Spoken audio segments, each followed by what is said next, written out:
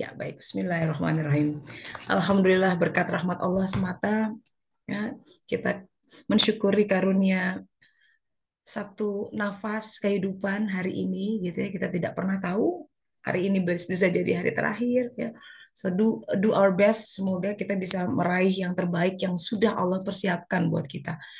Ingat dalam hadis Rasulullah SAW bersabda rezeki itu datangnya lebih cepat dibandingkan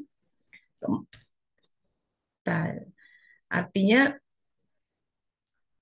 wajar ya, Allah udah siapkan nih. Jadi sebelum pulang tuh udah habis duluan sebelum mati kan masuk akal. Cuma kok banyak yang nggak dapet gitu. Nah, berarti apa yang salah? Ada yang menghalangi di situ. Jadi ada hal-hal yang kalau kita taubatnya kurang benar, istighfarnya eh, tidak optimal, ternyata itu bisa menutup rezeki lahir dan batin. Mana sawahnya nggak keluar, padahal yang dipersiapkan oleh Allah Ta'ala tidak hanya rezeki lahir ya rezeki lahir mah udah, tapi batinnya itu yang tujuh lapis langit, maknanya ngerti ya, jadi eh, kebahagiaan, kepuasan hidup semuanya itu bagian dari rahmat Allah yang 99 rahmat yang akan siap dibagikan gitu. Dalam hadis dikatakan Allah Ta'ala punya 100 bagian rahmat. Satu bagian rahmat itu diberikan untuk alam semesta sekarang ini yang dengannya binatang-binatang saling menyayangi ibu. Kita lihat ibu apa induk ayam tuh bisa ya melindungi anak-anaknya dengan luar biasa gitu. Itu kasih sayang. Jadi yang satu bagian rahmat itu dibagi untuk alam semesta. Bayangkan jumlahnya triliunan mungkin termasuk binatang-binatang, ikan-ikan di lautan. Semuanya punya kasih sayang, rahmat ya. Yang 99 bagian itu siap dibagikan kepada setiap orang yang beriman. Jadi kuncinya iman. Nah, jadi eh, wajib untuk mendalami apa sih makna iman, apa tanda-tanda orang beriman, ya. Di Al-Quran bicara banyak tentang itu. Nah, hari ini terkait dengan Adam alaihissalam, kita akan memotret sebuah penggal ketika ini peristiwa eh, Adam dicipta dan kemudian Adam alaihissalam, Siti Hawa beserta beberapa makhluk lainnya termasuk iblis terusir dari surga. Ini kejadiannya di hari Jumat. Nah, kita sedang ada di hari Jumat nih. Sayyidul Ayyam. Hari Jumat pagi Adam alaihissalam diciptakan. Makanya sempat kasih khutbah Jumat siangnya. Ya. Sorenya sudah ke bumi. Nah, tentu pagi, siang, sore dalam perhitungan langit. Tapi sangat singkat sebenarnya usia Adam alaihissalam di surga. Nah, dikatakan di dalam hadis, jadi ada jeda waktu antara Adam alaihissalam diciptakan, ya kan? Kemudian Allah Ta'ala ajarkan asma'ukullaha, kita sudah bahas tentang itu, yang membuat para malaikat bersujud, bukan bersujud kepada zat Adam alaihissalam, tapi bersujud kepada kekuasaan Allah Ta'ala yang mereka lihat, dan karena memang diperintahkan untuk sujud. Jadi mereka nurutnya sama Allah, gitu. Itu tauhidnya para malaikat, kecuali iblis, gitu kan? Nah, kemudian ada satu penggal di hadis itu yang tidak disebutkan di Al-Quran sebagai pelengkap khazanah bahwa ketika Adam alaihissalam menyadari dirinya sudah diajari nama-nama, itu terjadi sebuah pelimpahan amanah. Nah, dalam Al-Quran dikatakan amanah itu ditawarkan kepada langit, bumi, gunung-gunung, semuanya emoh, nggak berani, kecuali manusia. Argumen Adam, aku kan sudah diajarin nama-nama itu. Bisa lah insya Allah gitu. Kemudian kejadian, makan pelanggaran tidak boleh mendekati pohon khuldi, pohon keabadian itu, pohonnya Adam alaihissalam sendiri sebenarnya pohon-pohon pribadi tidak boleh didekati karena benihnya itu harus ditanam di bumi gitu. Belum boleh dulu ke sana. Ada khazanah keabadian yang belum boleh disentuh, bahkan belum boleh didekati. Nah, kemudian kita lihat surat Al-Qur'annya ya, surat Toha ayat sebentar. Sahabat-sahabat bisa melihat ayat 115, surat ke-20 ayat ke-115. A'udzubillahi minasyaitonirrajim. Bismillahirrahmanirrahim. Walaqad ahidna ila adama min qabl. Sungguh telah kami perintahkan Adam dahulu agar tidak mendekati pohon keabadian. Fanasia. Kemudian, tapi dia lupa. Lewatnya lupa. Jadi ihwal pelanggaran itu lupa. Kok iso lupa? Kan udah dibilangin gitu kan. Kemudian kata Allah, walam najid lahu azman. Dan kami tidak mendapati padanya tekad yang kuat. Jadi lupa, ihwal lupa itu terkait dengan tekadnya nggak kuat-kuat banget. Kalau kita janjian sama orang ya, terus lupa. Itu biasanya ketika kita bikin janji sama orang itu, pokoknya nggak impresinya, we don't really take it seriously lah. Apapun alasannya ya. Bukan berarti menyepelekan orang itu, mungkin nggak sengaja atau lagi hektik banget hari itu. Apapun alasannya, yang namanya lupa itu kita nggak serius banget tuh di titik itu. Lupa jemput anak jam sekian. Ya, karena terselimur noh gitu loh kalau orang Jawa bilangnya, banyak banget kegiatan. Tapi aduh, lupa. Lupa itu karena kita nggak, ya. Emang pernah kalau misalkan yang telepon presiden nggak akan lupa. 3 jam sebelumnya udah ke salon mungkin ya, persiapan banget gitu. Karena tekad kuat, wah ini yang untuk presiden, direktur atau siapalah figur yang kita anggap eh, sangat tinggi dan kita kita kita apa namanya, kita agungkan gitu ya. Kita senang bertemu dengannya atau ya ingat ya nanti jam 5 ini, wah udah diingetin tuh kalau yang, kalau itu penting banget dalam radar kita ya. Tapi kalau pada saat diregister itu ya, eh, memori itu sedang kita jelas sedang ngelamun atau apa, lupa. Nah, jadi lupa itu terkait dengan azimah, kurang tekad kuat, azman, kata Allah dalam Al-Quran. Dan kita sering lupa. Lupa dalam Al-Quran, orang yang melupakan Allah itu ada istilahnya disebut dengan fasik. Orang-orang yang fasik, yaitu orang-orang yang melupakan Tuhan. Lupa nggak bismillah dulu. Ya, lupa. Karena kita sering lupa Tuhan, tapi lupa menyertakan Allah Ta'ala di dalam banyak hal, ya. Karena jujur aja, dia nggak begitu penting dalam hati kita.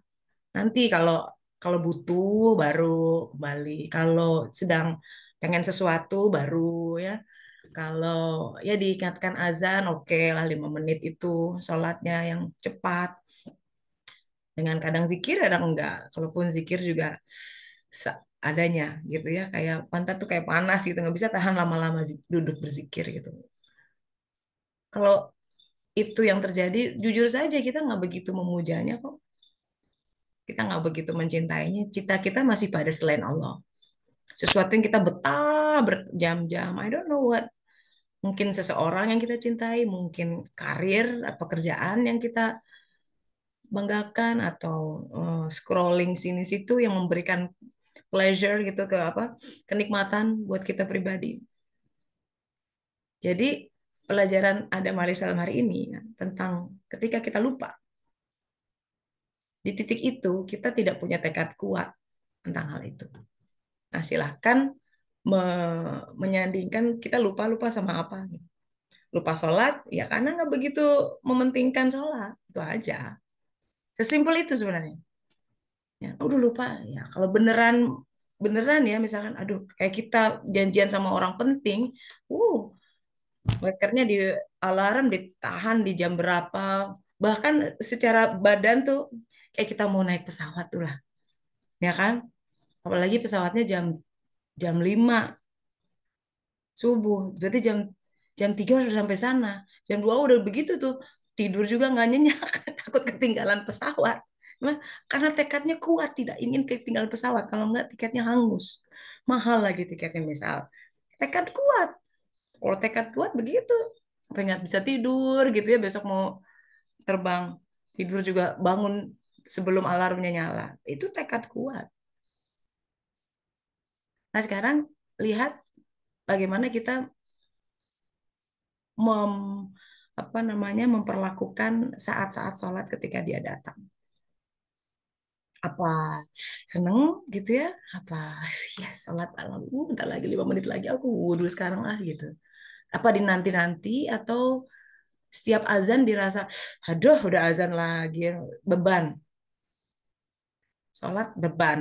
Karena kalau nggak dilakukan nggak enak gitu ya, merasa berdosa. Tapi itu pun lumayan lah. Tidaknya sholat. Banyakan orang nggak sholat. Ya, tapi itu jadi perundungan buat kita. Kita kan sering lupa, lupa sholat. Nah iya, berarti nggak begitu mentingin saat-saat pertemuan. Nah Allah tahu tuh kayak gitu-gitu. Makanya ada ada kisah ya ini ibu-ibu yang sangat sederhana. Wah, ngajinya juga terbata-bata. eh, apa namanya amalannya biasa ya, eh, sedekahnya biasa aja, pendidikannya biasa. Tapi dia punya amalan yang setiap sholat, waktu sholat dia jaga betul. Bahkan sebelum azan dia udah wudhu, dia udah. So she has that privilege gitu ya. Waktunya tuh bener-bener 30 menit lagi azan, udah siap-siap. Sejadah di ini kan duduk dia sambil nunggu azan. Itu dilakukannya dengan istiqomah dan ketika beliau meninggal, ya luar biasa sambutan Allah Ta'ala di alam sana. Jadi kita nggak bisa ya menilai orang dari sekedar apa ya penampilan lahiriah atau apa yang tahu bagaimana apa namanya hubungan pribadi dengan seseorang dengan Allah Ta'ala itu ya masing-masing. Tapi terutama sebenarnya pada saat sholat. Jadi kalau kita ingin tahu apa yang mendominasi pikiran dan isi sodar kita dalam hati kita di luar sholat, perhatikan apa yang sering berkelibat pada saat sholat. Karena saking seringnya ngurusin itu di waktu sholat masuk semua. Itu muncul. Perhatikan itu. Dan itu mengganggu. Dan itu sesuatu yang mencuri sholat. Harusnya kan kita kayak gini lah face to face ya. Kalau lagi ngobrol, nggak ada interference, nggak ada gangguan. Kan eyes to eyes contact harusnya. Terus kemudian kalau ada gangguan, ya ada sesuatu yang apa namanya mengalihkan perhatian. Seperti itu kira-kira. Nah, jadi em, ya hari ini bicara tentang surat Toha ayat 115 tentang aziman gitu. Ya, ini sungguh kami telah perintahkan Adam agar tidak mendekati pohon keabadian tetapi dia lupa, fanasia gitu. Lupa dan kami tidak mendapati padanya tekad yang kuat. Jadi azman. Mari kita renungkan tentang hal ini, tentang banyak hal yang kita lupakan dalam hidup. Jangan-jangan memang tidak punya azmannya di situ. Ini hint ya. Al-Quran bicara tentang masalahnya gini. Ada golongan yang disebut dalam Al-Quran, mereka melupakan aku di dunia, maka di sana bahkan tidak dilihat oleh Allah Ta'ala. Repot itu sahabat-sahabat. Kehidupan kita nanti di barzah ya, mau minta tolong siapa? Kalau kita melupakan Allah, di sana kita dilupakan. Alhamdulillah. Dan kalau dia lupa, melupakan Allah, Allah membuat dia lupa pada dirinya. Artinya apa? Dia lupa siapa saya. Padahal dulu di alam alas tuh udah bersaksi. Jiwanya tidak dibangunkan. Nauzubillah min dzalik. Dia akan menjalani kehidupan yang bukan kehidupan sejatinya. Dia tidak akan menemukan orbit tawafnya gitu. Dia tidak akan menemukan misi hidupnya. Dia tidak akan menemukan um, apa namanya kodrat diri ya. Karena setiap orang itu tercipta untuk sesuatu ya. Dan dia melupakan Allah, maka Allah tidak membuat dia menjadi ingat tentang sesuatu hal yang dia harus lakukan itu. Jadi perkara lupa ini, kalau kita melupakan Allah, tidak menyertakan Allah di dalam sebanyak mungkin hal yang kita lakukan, konsekuensinya adalah ya kita hidup kayak anai-anai berterbangan gitu katanya. Anai-anai berterbangan tuh kayak kita bakar kayu gitu ya kan suka lihat ada yang terbang disapu angin itu para ruguh gitu hidupnya kalau kata orang sebenarnya nggak jelas. sana sini, nggak ada arahnya tuh orientasi. Dia pikir ini akan memberi kebahagiaan, tapi dia nggak akan tahu. Dia akan beralih dari satu fata morgana ke fata morgana yang lain. Oh mungkin pekerjaan ini bagus, pindah nggak puas. Oh mungkin ini bagus, lagi tren, diikuti nggak puas juga. Oh mungkin kalau aku udah menikah aku bahagia, terpontang-panting dari satu a pursuit of happiness. Dia pikir dia sedang mencari kebahagiaan, tapi karena dasarnya tidak kuat, tidak dalam bimbingan Allah Ta'ala, dia hanya akan beranjak dari satu fata morgana ke fata morgana yang lain dan tahu-tahu ajal datang, selesai. Nauzubillah. So, jadi itu renungannya tentang hari ini, bagaimana ihwal lupanya Adam alaihissalam membuat dia melanggar. Kok iso lupa ya? Gitu kan? Karena dibilangin jangan didekati itu pohon, lupa. Kata Allah, karena tidak punya azma yang kuat. Ayat ini kita renungkan bersama-sama surat Toha ya. Lagi nih surat Toha ayat 115 ya, supaya apa kita menjadikan ayat demi ayat menjadi bahan perenungan nih, jangan-jangan wah aku banget nih gitu ya, sering lupa eh, sholat, waktu sholat lah yang setiap hari kelewat kan gitu. Padahal azan kalau di Indonesia enak tuh azan keras kenceng-kenceng, di sini kalau nggak masang alarm bablas gitu ya. Walau alam, silakan sahabat-sahabat kita buka forum diskusi, perenungan, sharing ya. It's your turn now, silakan. Apakah ada pengalaman tentang lupa, tentang oh iya menjalani kehidupan yang memang tekadnya kurang kuat gitu ya, jadinya hare-hare gitu kalau orang Sunda. Kalau tekadnya kurang kuat tuh begitu. Kalau saya suka membandingkan, mengilustrasikan tekad kuat tuh kalau orang mau pergi ke airport itulah, ke luar negeri ya. Kalau bukan lokal nih, ke luar negeri yang harus, yang duitnya udah keluar banyak, dan itu tekad kuat tuh udah wow, udah diatur jam berapa harus pergi dan lain sebagainya. Beda bangun cekatan gitu loh. Ya, kalau orang tekadnya kuat tuh sekarang kalau nggak punya rencana, semua tekad itu udah tenang-tenang. Kalau nggak ada arah dalam kehidupan, akhirnya kita menjalani kehidupan tanpa sebuah, nggak ada gregetnya gitu loh. Ya, sekarang kamu ngapain? Nggak tahu ya, nggak tahu. Nah itu belum ketemu tuh berarti kita seperti kehilangan arah. eh, jadi hanya ngerjain pekerjaan kantor, tapi si jiwa ya semestinya dia tahu apa yang harus dilakukan, fokusnya di mana, itu yang memberi dia kebahagiaan. Pekerjaan kantor iya sebagai atau mencari nafkah, bagian dari sesuatu yang mensupport kita, kehidupan kita, tapi temukan hal yang si jiwa tuh mesti lakukan. Itu suluk. Kuncinya taubat. Kuncinya taubat. Dengan taubat nanti nur iman dikasih. Kenapa taubat? Karena taubat itu udah saya pengen kembali sama Allah. Ya Allah, inna salati wa nusuki wa mahyaya wa mamati lillahi rabbil alamin. Sesungguhnya hidup matiku semuanya saya pengen engkau aturkan. Kalau udah ijab kabul seperti itu sama Allah Ta'ala, diambil alih. Oke. Karena dia ingin diberi petunjuk. Aku ingin tahu kemana arah hidupku. Apakah sudah benar atau enggak. Nah, dikasih nur iman. Nur iman itu fungsinya untuk mengidentifikasi amal soleh. Jadi itu sequence-nya seperti yang dalam surat Toha ayat 82 ya. Ayat yang terpancang di dekat tiang-tiang arsy. Arsy itu kan waduh, nggak kebayang gedenya ya. Ini kita aja nih baru baru langit mulk, ya, belum kursi ya. Kursi itu kursinya Allah dibanding arsy, kan kita suka baca surat kursi. Seperti cincin ya disimpan di padang Sahara. Ah, kelihatan kalau dari helikopter mana cincin.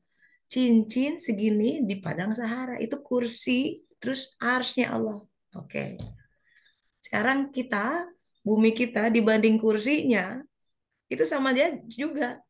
Cincin di padang Sahara. Padahal luasnya, wah sampai sekarang belum ketemu tuh. Di mana ujung dari universe yang katanya masih 100 sampai 200 miliar galaksi di luar sana. Ya, ujung Bima Saktinya juga belum ada device ya, belum ada teknologi yang bisa keluar. Nah, bayangkan ratusan miliar galaksi. Itu pun kecil banget. Nah, sekarang ayat itu terpancang di tiang-tiang ars. Nggak kebayang gedenya tiangnya. Sementara di situ tuh ada malaikat yang setiap hari ada 8 malaikat penjaga pilar, menjaga. Yang dia tahu, jadi ada dalam satu ayat dalam Al-Quran ya, para malaikat itu tahu kepentingan orang yang taubat di muka bumi. Maka mereka berdoa untuk orang-orang yang bertaubat. Jadi mereka menyaksikan tuh orang-orang yang taubat didoain sama malaikat yang di langit. Bayangin, bayangkan. Karena tahu kepentingannya kalau orang itu berhasil menegakkan amarnya, menjadi insan kamil, menjadi seperti apa yang seharusnya dulu pada zaman alam alastu itu, kamu bakal jadi ini gitu. Ya, si benihnya itu sudah tumbuh dan berbuah pohon toibah.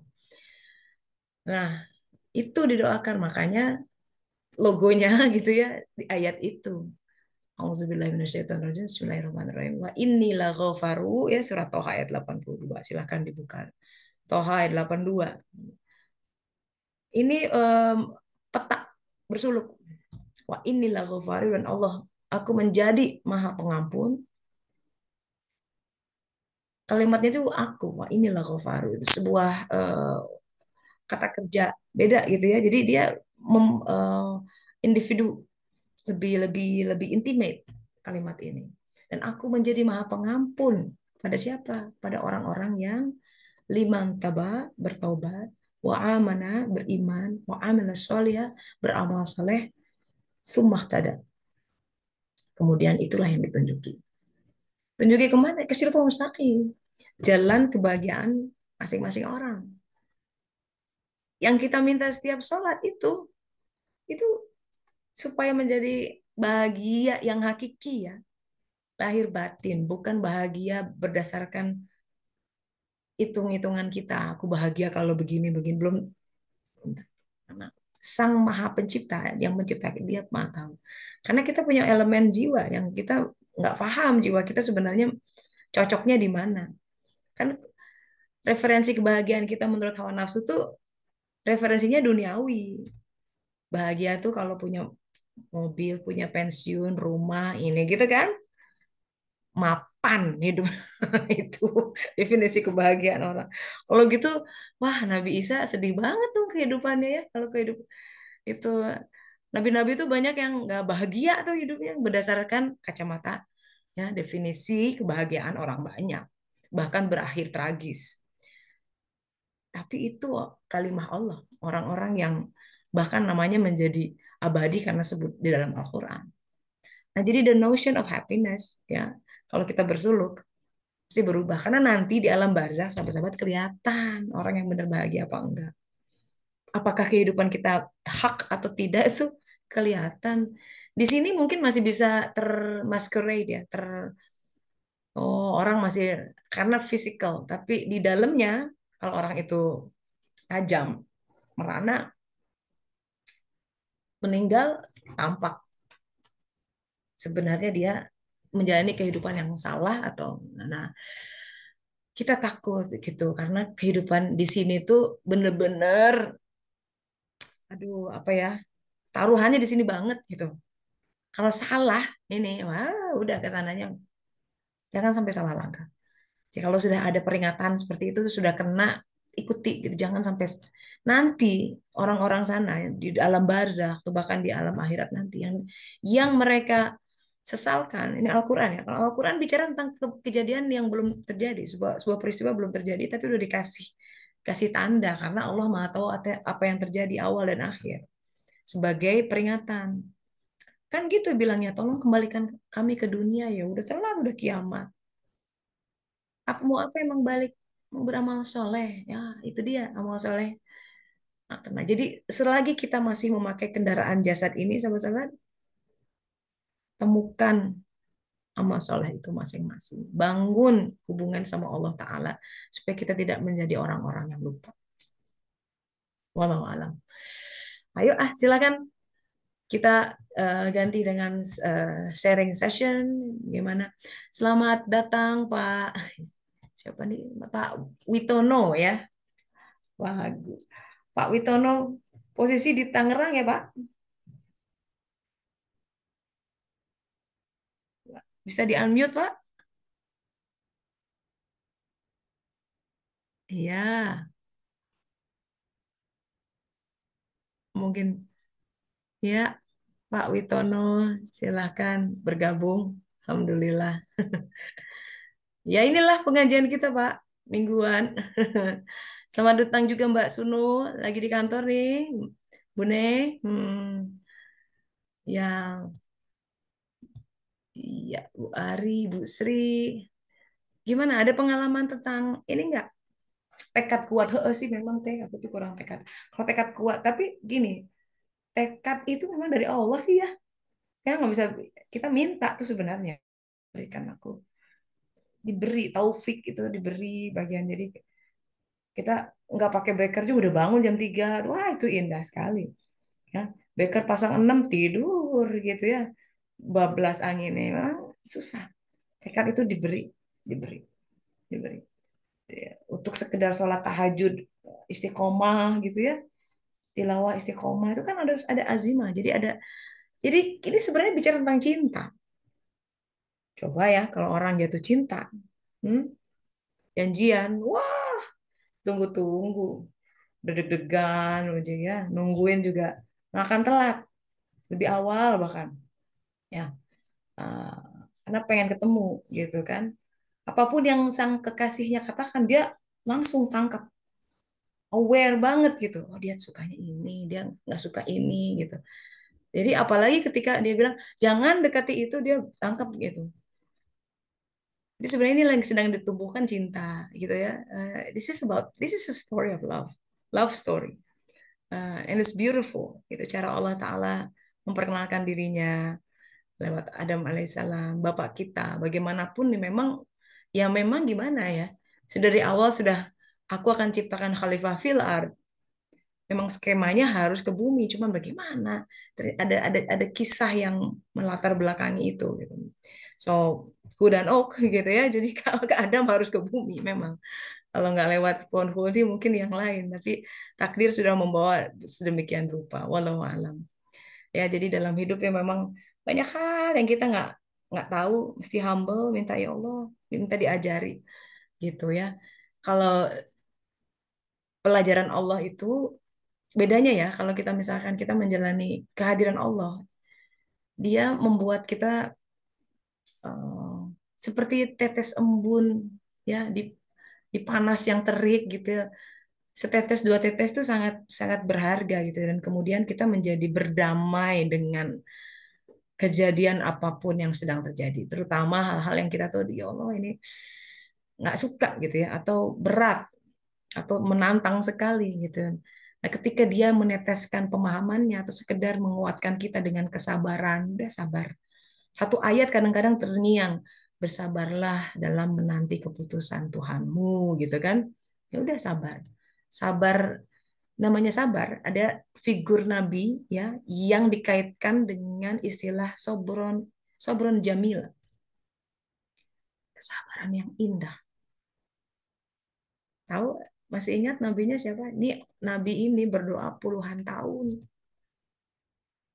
puluhan tahun nggak dikabul puluhan tahun. Tetap aja berdoa, minta. Kenapa? Karena pernah dijanjikan Nabi Zakaria alaihissalam. Pernah dijanjikan kamu akan punya keturunan banyak. Jadi kan dia doanya karena ada janji Allah, diminta terus. Setahun, nggak ada 2 tahun, 10 tahun, 20 tahun, 30 tahun. Kalau nggak salah 80 tahun tuh nunggunya. Coba dicek, Bu Sri. Berapa lama, atau di Google nih, Mbak Dewi, berapa lama Nabi Zakaria menunggu sampai Yahya datang, anak yang dijanjikan. Dan indahnya tuh, dan aku tidak pernah kecewa dalam berdoa kepadamu. Oh, that's love. That's love. That's love.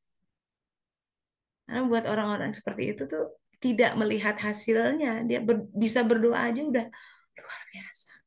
Kan berdoa tuh dibikin ya, panggilan Allah ya. Orang nggak akan berdoa sahabat-sahabat kalau nggak dipanggil sama Allah. Nggak akan sekedar ya Allah gitu, nggak akan. Itu dengan izin Allah lisannya bisa ya Allah, ya Allah kan indah. Dan di setiap kata kita ya Allah dia hadir. Aku di sini hambaku gitu. Oh, aduh Pak, jangan panggil saya Ustazah, Mbak aja. Sebenarnya ini forum, saya moderator aja di sini sebagai pembuka diskusi. Monggo Pak.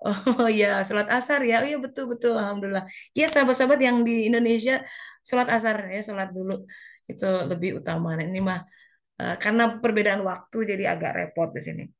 Tinggal di Cinere Depok Pak Witono, alhamdulillah. Iya, semoga bisa mengikuti Pak Witono. Ya ini kajian kita mingguan.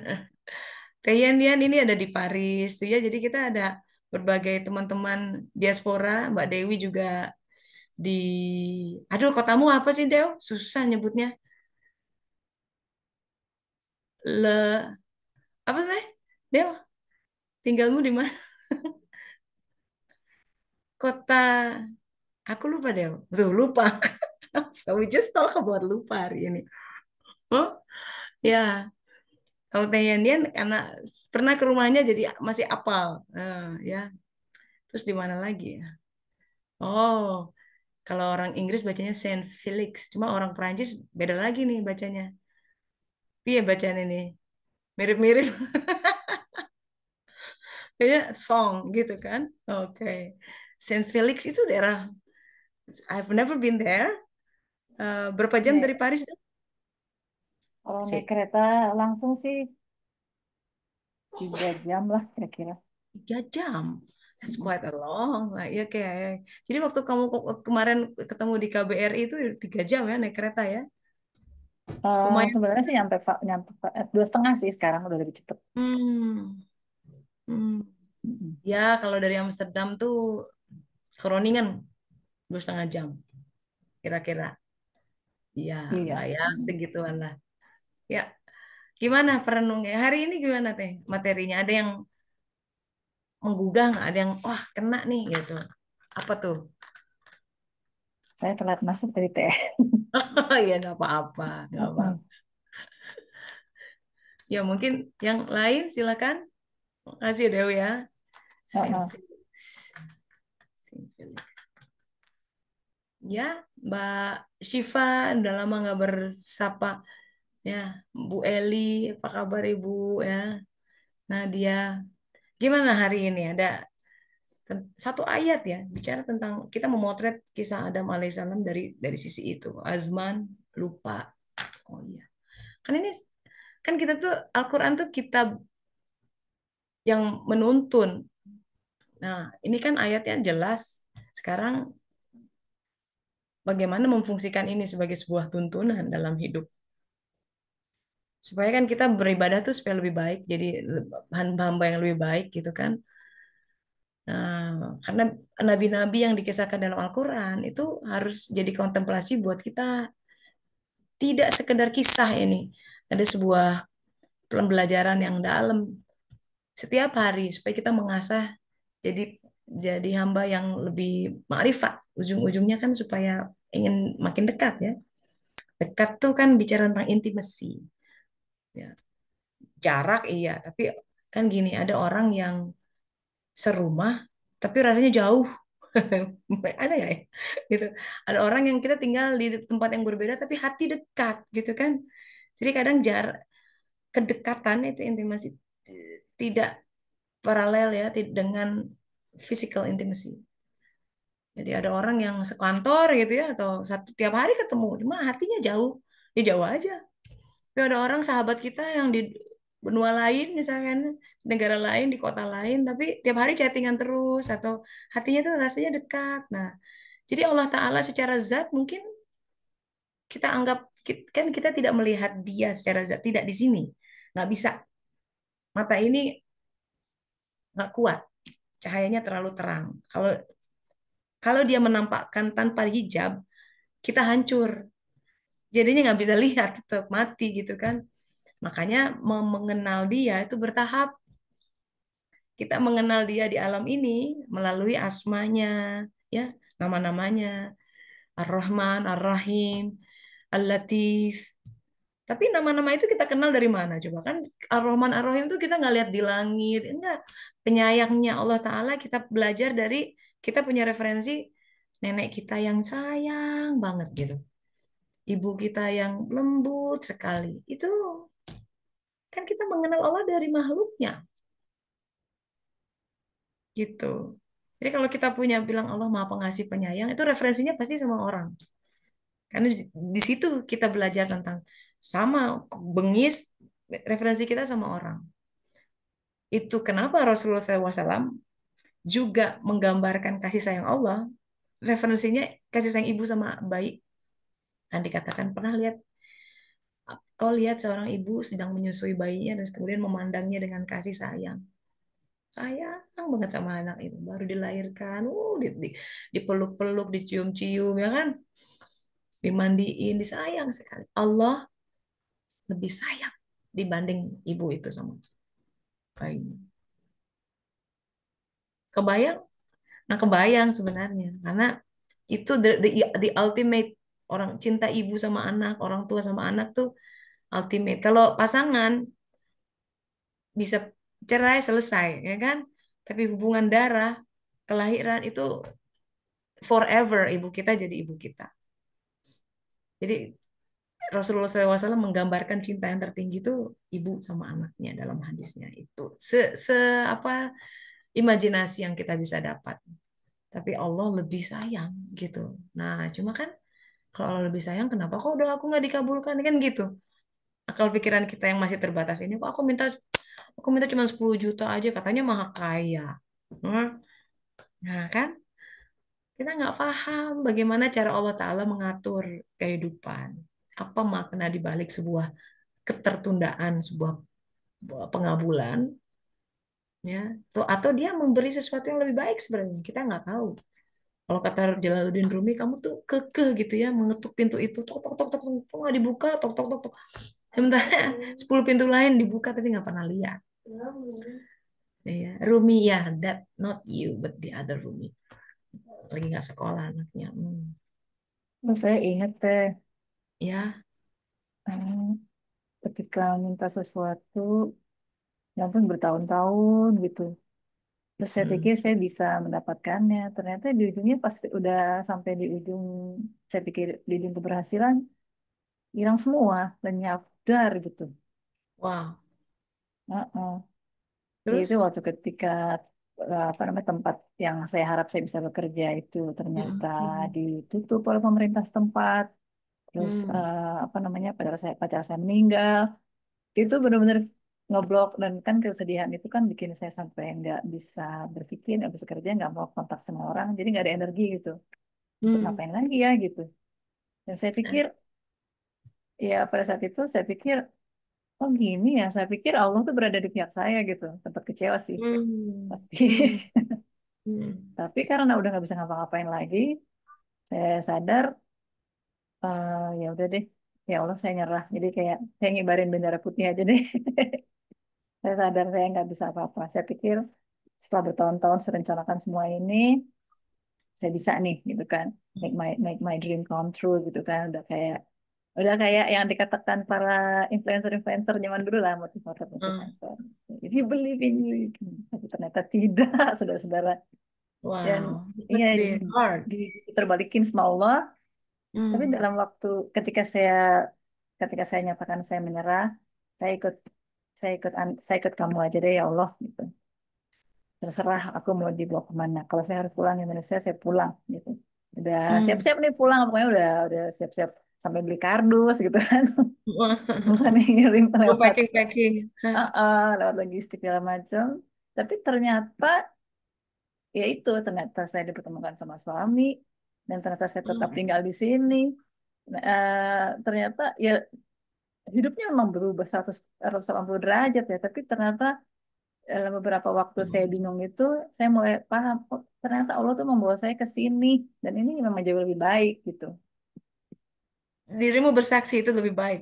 Ya Allah. Iya. What in what way? Yang pertama ya saya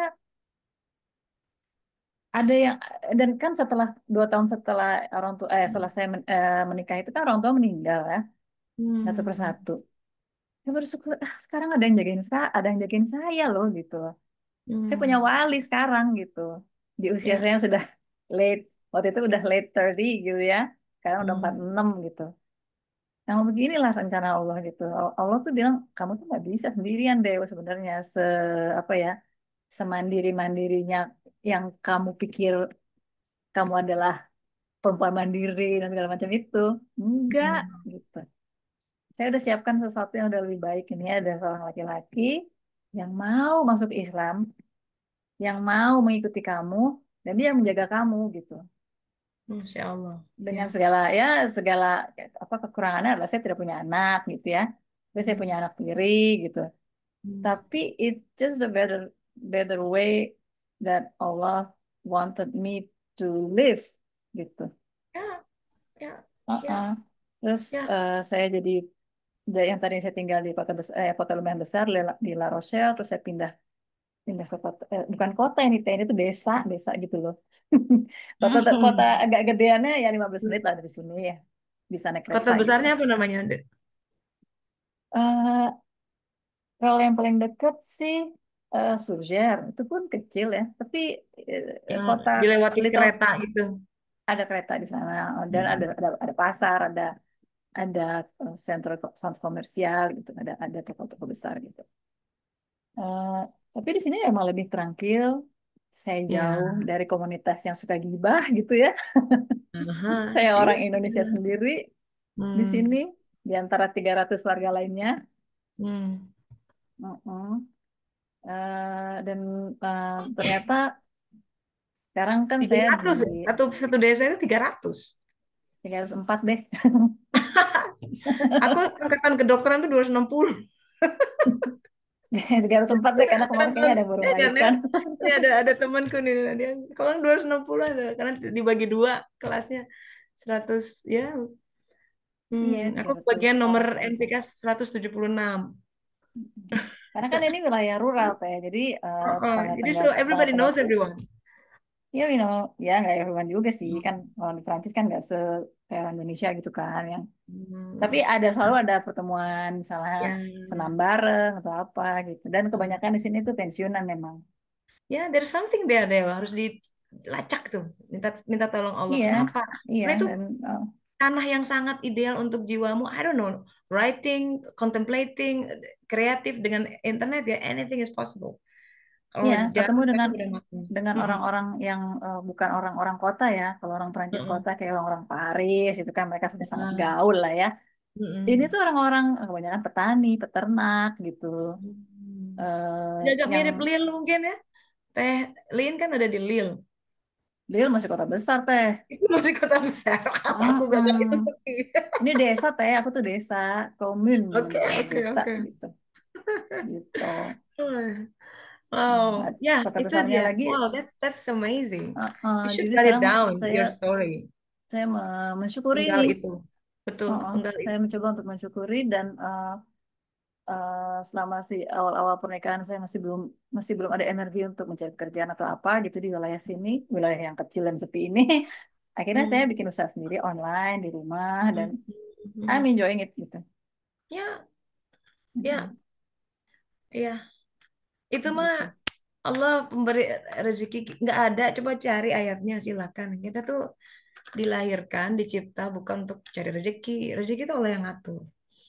Uh-uh. 120 hari, kan itu jelas hadisnya udah jelas banget. 120 hari, empat hal ditetapkan. Apa nomor Hmm. satu? Rezeki. Rezeki. Baru Mudah-mudahan usia. rezeki saya di sini. Rezeki itu lahir batin sebenarnya.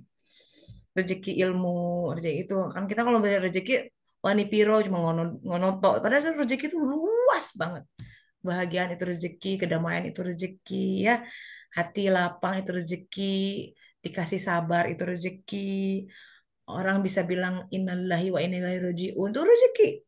Kebanyakan orang, wow, nggak mau gitu ya. menerima takdirnya gitu. Bisa nerima itu udah rezeki, berserah diri itu rezeki. Nah, rezeki satu.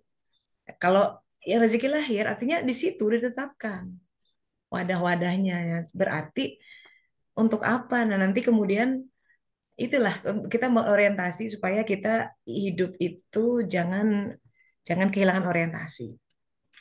Rabbul Alamin itu yang menjamin rezeki. Tinggal bagaimana cara mencarinya, yaitu ya kuncinya bersyukur. Kan bukan berarti oh udah dijamin Allah tenang aja nanti tunggu akan ada di rekening ya kalau nggak kerja gimana nggak bisa dong semua kan ada kita hidup di alam sebab akibat ya kan nggak konyol gitu kata ya itu mirip seperti kisah orang yang tenggelam itu loh ya anekdot itu terus dia berdoa Tuhan selamatkan aku tiba-tiba datang kapal ayo naik oh enggak aku menunggu Tuhan menyelamatkan di pikirannya cara Tuhan menyelamatkan tuh turun malaikat dari langit gitu diangkat kapal satu, dua, tiga kapal. Enggak, aku menunggu Tuhan dengan PD-nya. Sampai dia kehabisan energi, tenggelam. Di alam sana, komplain dia. Tuhan mana? Katanya kau mendengarkan ini setiap doa hambanya. Aku minta. Terus kata Allah, lah aku kirim tiga kapal. Hmm. Cara Mm-mm. Allah menyelamatkan, cara Allah eh, apa namanya merespon doa. Itu kita kadang nggak paham. Seperti tadi, kalimatnya Mbak Dewi, I thought you're on my side gitu. Aku pikir Tuhan ada di pihakku. Kok kok nah gitu kan? Kok jadi Heeh. berantakan begini planku gitu kan? And Iya. terus dia bilang exactly because I'm on your side, I'm gonna give you something better than that. Heeh. Sama ini Tapi sih kan saya saat itu nggak bisa lihat Del. ya waktu itu nggak bisa kayak Exactly. ini kok Ya, ada dagelan gini gitu mana bahaya tuh yang kita pacar aku kan tenggelam dalam meninggalnya kan kesedihan. tiba-tiba Ya, teh tiba-tiba dia iya, meninggal exact. dalam I can tidur gitu jadi understand. kayak Pasti, wah, untung nggak depresi juga. iya Or depresinya gimana ya ya 2 tahun itu suicidal ya, thoughts, ya kan ya some people.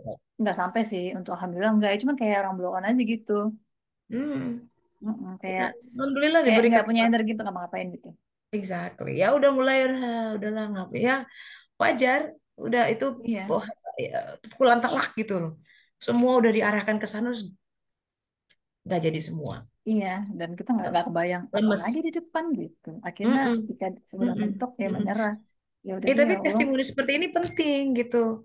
Dan sangat inspiring. Saya di forum ini kita banyak dengar ya ibu-ibu yang berapa tahun yang lalu nih, si ibunya masih ada nggak? Mungkin tidak di sini ya, tapi mungkin beliau mendengar rekamannya. Ibu dengan dua anak, puluhan tahun menikah, happy sepertinya. Until the day dia pindah ke Jakarta, suaminya bilang, aku jatuh cinta sama perempuan lain. Brak, semua tiba dalam sekejap.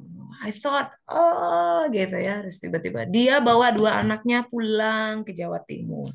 Ke Jawa. Yang bayangkan udah lama nggak kerja, ya kan. Ada start of new lah. Dari awal.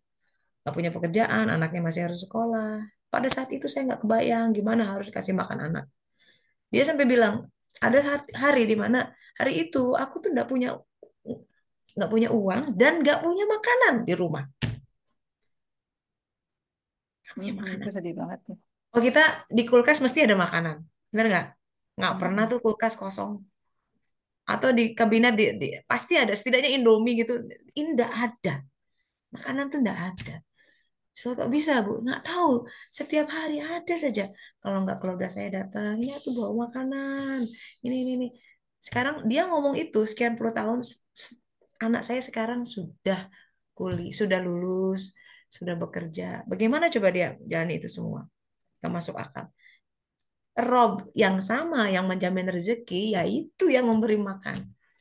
Iya. Ilusi kita, aduh kalau suamiku nggak ngasih, aku bisa hidup nggak? Nah itu ilusi. Kita Heeh. menghilangkan suami.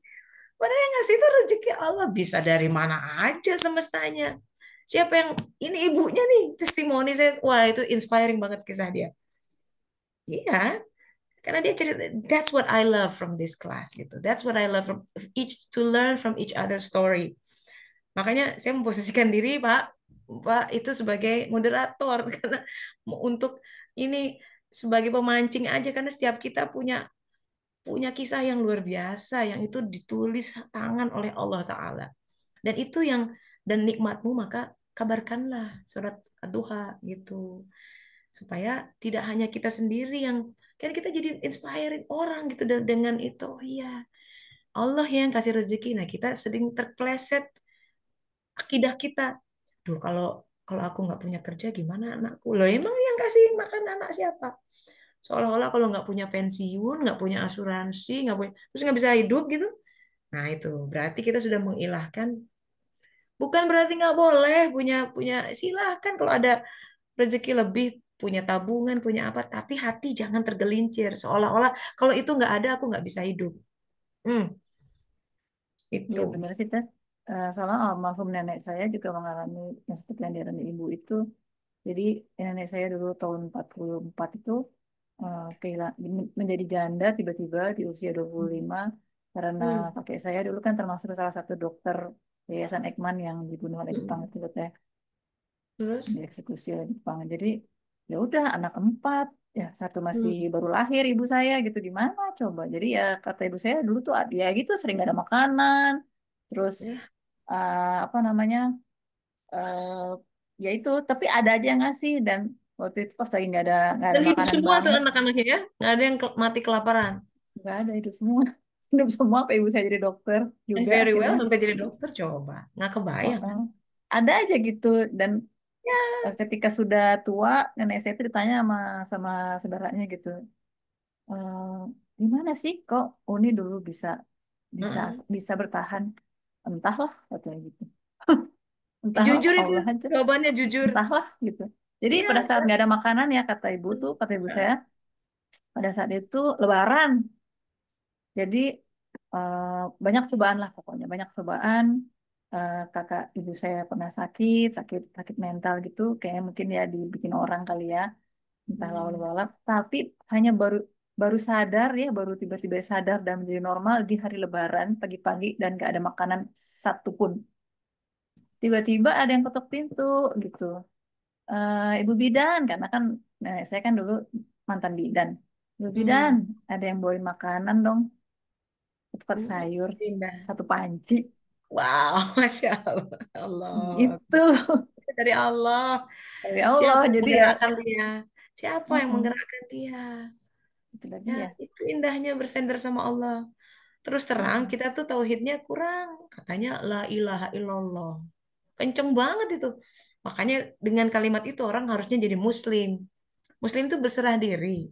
Tidak ada ilah, tidak ada yang mengatur kehidupan saya, tidak ada yang membuat aku khawatir kecuali Allah. Aku tidak takut dengan krismon, aku tidak takut dengan kurang tabungan, aku tidak takut dengan masa depan. Yang aku takutkan kalau aku tidak mendapat ridha Allah. Hanya Allah. Nah, itu tuh diuji berkali-kali. Diuji dengan kekurangan buah-buahan. Itu suratnya jelas Al-Baqarah ya. Setiap orang diuji. Kelihatan ilahnya. Wah, ilahnya tuh tabungan.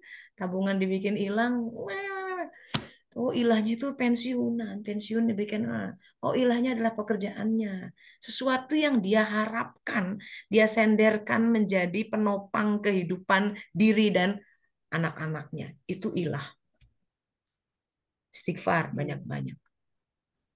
Untung Allah Ta'ala tuh sabar. Dia tak maha tahu di hati kita tuh. Bohong kamu sholat sholat begitu dan dalam dalam hatinya ilahnya yang lain. Dia tahu, dia tahu. Kita yang nggak tahu maka butuh cermin. Itulah fungsi ujian kehidupan. Ditampakkan. Oh, aku tuh masih masih gelagapan nih kalau dikasih begini. Karena dia kalau imannya benar, ya kalau iman benar kata guru saya, iman seseorang kalau benar, langit runtuh dia nggak bergerak, nggak bergerak tuh nggak panik gitu. Allah, Allah, Allah akan begitu aja. Langit, aku nggak kebayang langit runtuh kayak gimana hebohnya ya. Orang gempa bumi yang di skala bumi aja udah bikin orang. Dan gempa bumi atau tsunami dalam kehidupan bentuknya bermacam-macam, ya. Gejolak di pekerjaan, ya, dengan pasangan, ya, perceraian, anak dibikin ini itu. Kalau kita bersama Allah, ya, nggak panik kehidupan itu, karena tahu dia dalam genggamannya. Nah, panik tuh karena kita mencoba genggam-genggam sendiri gitu. Ya iyalah panik. Kalau kita nggak bisa ngapa-ngapain, balikin sama Allah, balikin gitu. Jadi ya itu kisah yang luar biasa, betul Mbak Mbak Dewi, betul, menginspirasi itu. Jadi ada ibu yang begitu ya, ya, alhamdulillah semoga ya gitu kisah hidup. Ada juga ibu-ibu yang ditinggal meninggal suaminya terus dia apa jual siapa ya? Jual nasi kuning gitu ya atau nasi uduk di depan rumahnya. Jalan tuh anaknya jalan aja. Somehow bisa, somehow bisa. Alhamdulillah. Nah, kayak gitu Hmm. kemudian kita menjadi oh iya ya. Nah, jadi lebih kenal Allah. Itulah namanya hari raya. Ya, saat-saat Allah memperkenalkan dirinya ketika dunia dibikin nggak ada yang nolong. Ya. Biasanya minta Iya. bantuan ini dia nggak respon. Biasanya ini nggak ada yang nolong, nggak ada pintu. Itu justru ketika Allah bilang aku yang akan tunggu gitu. Nah jadi kalau dengan iman itu mestinya kita apapun ya Bismillah. Jangan jangan apa ciut dengan masalah. Sebaliknya katakan kepada masalah itu, aku punya Allah yang maha besar. Hei masalah, gitu dong. Masa ada masalah, wah, itu tuh karena gimana Allahu Akbar. Allah maha besar. Aku punya Allah yang maha besar. Kamu masalah, aku akan bawa Allah. Wah, backing kita Allah. Ya, kun fayakun. Apa Rabbul Alamin, Al Aziz, yang maha, apa kurang apa? Kurang apa? Kita kurang sabar. Kita kurang tawakal sama Allah Ta'ala. Jujur aja kurang percaya sama Allah. Padahal Allah gini, kalau di kita tawakalnya penuh ya, kayak pokoknya gini, dia akan jadi sambutan dia tuh tergantung kepada sejauh mana kita mau menyerahkan diri kita itu. Jadi kalau masih setengah-setengah ya, yang setengah itu jadi masalah petaka karena Allah nggak ngambil, karena kita nggak mengizinkan dia ambil itu. Jadi kita perenungkan kita sama-sama. Ini kehidupan kita yang masih gejat itu karena kita masih genggami, jelas. Kalau serahkan sama Allah, dia bereskan gitu. Kalau rezekinya belum habis, manusia masih hidup. Sebagian besar manusia, Pak Witono, menurut guru saya, meninggal. Kantung rezekinya itu hanya diisi 10% saja. Sayang sekali. Jadi enggak penuh gitu, meninggal. Jadi rezeki yang sudah disiapkan tidak diterima. Maksudnya sudah habis tuh sudah disiapkan, tapi nggak keambil gitu loh, Pak. Jadi maksudnya rezeki itu mengejar lebih cepat dari ajal, udah disimpan duluan. Terus kita jalan kan, si ajal. Tapi derajat berapa banyak keambilnya itu tergantung takwa. Dalam Al-Quran yang mengatakan barang siapa yang bertakwa, hayatan thayyibah. Barang siapa bertakwa, rezeki tak terduga. Begitu. Jadi rezeki itu mengalir takwa, istighfar itu dalam Al-Quran banyak bicara tentang barang siapa. Ada kaum ya, istighfar, taubat, turun midroron. Hujan dari langit. Itu hujan rezeki. Rezeki pengetahuan, rezeki air ya, sesuatu yang memberi kehidupan gitu. Tergantung takwa bukan hanya ya dengan takwa seseorang akan dituntun kepada usaha yang paling presisi. Jadi kita menunggu bukan berarti gini gitu ya, berpangku tangan tidak. Dengan takwa orang akan diajari ini loh, ambil ini, ambil ini. Jadi berserah diri itu bukan berarti ongkang-ongkang kaki tinggal nunggu gitu. Itu kan dimarahin Umar tuh. Ada orang yang kayak begitu. Seharian di masjid. Aku lihat kamu seharian kok di masjid terus. Terus yang ngasih kamu makan siapa? Ya saudara saya, dia yang kerja. Saudaramu lebih bagus dari kamu. Kamu. Gitu. Jadi harus balance ya. Kita hidup di dunia ini karena kita punya amanah gitu kan. Kan kita punya otak juga dipakai gitu untuk banyak hadis mengenai apa namanya mulianya seseorang yang makan dari hasil keringatnya gitu. Bahkan Nabi Isa juga bilang begitu, Nabi Daud bilang begitu gitu. Nabi-nabi kan dulu usaha sendiri. Dia memanggil profesinya, misi hidupnya memanggil orang, tapi usahanya sendiri ada yang menggembala gitu kan, dan lain sebagainya. Begitu Pak. Jadi dituntun dengan takwa, wattaqullah wa yu'allimukumullah gitu dalam Al-Quran. Siapa yang bertakwa, Allah akan mengajari dia. spesifik. Nanti tidak hanya diajari ya, semestanya mestakung gitu, mendukung. Tiba-tiba dapat tawaran ini, pekerjaan ini. Didatangkan aja. Oh, indah. Semua kita duduk aja gini di Al-Maidah datang semua. Jadi ibadah tidak terbengkalai, sholat ini indahnya hidup sama Allah ya. Jadi semua diaturin dan kita melihat semua pengaturannya yang sangat-sangat indah. Jadi gitu, kuncinya panggil dan sertakan dia di sebanyak manapun langkah kita. Minta, tanya, panggil namanya. Ya Allah, ya Rahman, ya Rahim. Hadir dia. Semakin dia sering hadir, cahayanya menerangi tidak hanya diri kita di dalam berlung-lung dalam ini ya. Karena semua kejadian di sekitar kita tuh terpancing oleh keadaan qalb kita. Semakin bersih, kata Rasulullah gini, afdolu iman, kalau di afdol berarti qalbnya bersih. Dia akan mengalami sebuah musibah yang itu bukan berasal dari hatinya. Tidak terpancing oleh hatinya. Tapi harus terjadi musibah itu afdol. Berarti dari Allah. Nah, kalau kita kebanyakan jatuh ini, jatuh itu, lihat on itu terpancing dari kejahatan yang ada dalam hati. Saking susahnya melihat keburukan hati, Allah pancarkan di semesta alam tiga dimensi cerminnya gitu. Nah, itu yang kadang kita belum mahir untuk melihat bahwa kejahatan yang kita lihat sebenarnya kejahatan dalam hati. Apa takwa? That's another couple of session, Pak. Apa itu takwa? Oh, sebenarnya ada kajian khusus tentang itu namanya Serambi Suluk. Kita bicara dari mulai apa itu iman, apa itu takwa itu letaknya di mana dan lain sebagainya. Tapi baiklah mungkin kita di pertemuan berikutnya akan coba sedikit-sedikit untuk mengupas apa itu takwa. Begitu, Pak. Sayang sekali waktunya sudah habis. Saya pun harus bergerak ke agenda lain. Terima kasih sahabat-sahabat untuk silaturahminya. Ya, Pak Witono, insya Allah di, dicatat Pak ya. Di, insya Allah minggu depan kita ulas lagi. Baik, kita tutup dengan doa akhir majelis, sahabat-sahabat. Subhanaka Allahumma wa bihamdika asyhadu an la ilaha illa anta astaghfiruka wa atubu ilaik. Alhamdulillahirabbil alamin.